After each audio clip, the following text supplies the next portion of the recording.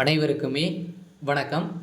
சற்று முன் கிடைத்திருக்கக்கூடிய ஒரு மிக மிக முக்கியமான செய்தி ஒன்று வெளியாகி உள்ளது. சற்று முன் கண்ணீருடன் முதல்வர் ஸ்டாலின் மீது விழுந்த இடி, கதை முடிந்தது. இது மாதிரி செய்திகள் வெளியாகி இருக்குது. இதை பற்றி தான் இந்த வீடியோவில் நம்ம முழுமையாக பார்க்க போகிறோம். அதுக்கு முன்னாடி நம்ம சேனலுக்கு இப்போ தான் நீங்கள் முதல் முறையாக வந்திருக்கீங்க அப்படின்னா மறக்காமல் நம்மளுடைய சேனல் சப்ஸ்கிரைப் பண்ணி சப்போர்ட் பண்ணுங்கள். வாங்க வீடியோக்குள்ளே போகலாம்.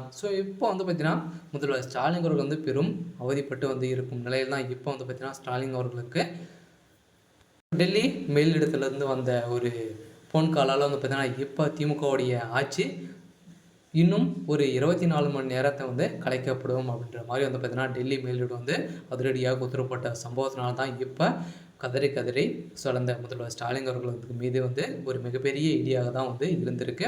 இதன் அடிப்படையில் தான் ஸ்டாலினுடைய ஒட்டுமொத்த கதையை முடியக்கூடிய அளவிற்கு தான் இப்போ நடந்துட்டு இருக்கு இல்லையா. இப்போ பார்த்தீங்கன்னா 2 நாட்களாகவே பார்த்தீங்கன்னா பெஞ்சல் புயல் பார்த்தீங்கன்னா தமிழகத்தையே ஆட்டி படிக்கக்கூடிய அளவிற்கு மிகப்பெரிய கனமழையாக பெய்து வரும் நிலையில் பார்த்தீங்கன்னா இன்னும் பார்த்தீங்கன்னா சென்னையில் மக்கள் அனைவருமே பெரும் அவதிப்பட்டு வரும் நிலையில் பார்த்தீங்கன்னா முதல்வர் ஸ்டாலின் அவர்கள் எந்த ஒரு நடவடிக்கையும் எடுக்காத திமுகவுடைய தலைமையகத்துக்கு தான் பார்த்தீங்கன்னா சென்னை மக்கள் அனைவருமே எதிர்ப்புகள் தெரிவித்த நிலையில் அங்கு மிகப்பெரிய கலவரங்களாக வெடித்து அடித்தடி மோதல்களும் ஏற்பட்ட நிலையில் தான் இப்போ திமுகவுடைய ஆட்சிக்கு ஒரு முற்றுப்புள்ளி வைக்கக்கூடிய அளவுக்கு தான் இப்போ நடந்திருக்கு.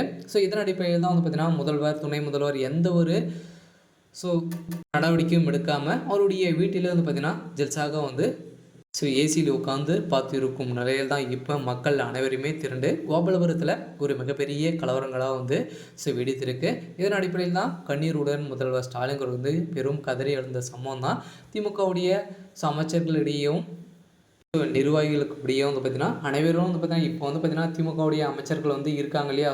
அவங்களுடைய இடத்துல பார்த்தீங்கன்னா எந்த ஒரு தனியும் தேங்காத அளவிற்கு அவங்களுடைய சொந்த விஷயத்துக்காக பார்த்தீங்கன்னா மக்கள் பணத்தை அனைத்தையுமே அவங்களுடைய சொந்த விஷயத்துக்காக மட்டுமே, அவங்களுடைய பாதுகாப்புக்காக மட்டுமே செயல்பட்டு வரும் திமுகவுடைய அரசு இப்போ பார்த்தீங்கன்னா ஒட்டுமொத்தமாக கதையை முடிக்கக்கூடிய அளவிற்கு நிலைமை மாறி இருக்குது. இதன் அடிப்படையில் தான் பார்த்தீங்கன்னா இது வரைக்குமே பார்த்தீங்கன்னா தமிழகம் முழுவதுமே இருக்கக்கூடிய 38 மாவட்டங்களிலும் பெரும் கனமழை பெய்து வரும் நிலையில் சென்னையை பொறுத்தளவுக்கு பார்த்தீங்கன்னா அங்கு இது வரைக்குமே 150-200க்கும் மேற்பட்ட சடலங்கள் மீட்கக்கூடிய அளவிற்கு தான் இப்போ நடந்துட்டு இருக்கு இல்லையா. அந்த மழையின் காரணமாக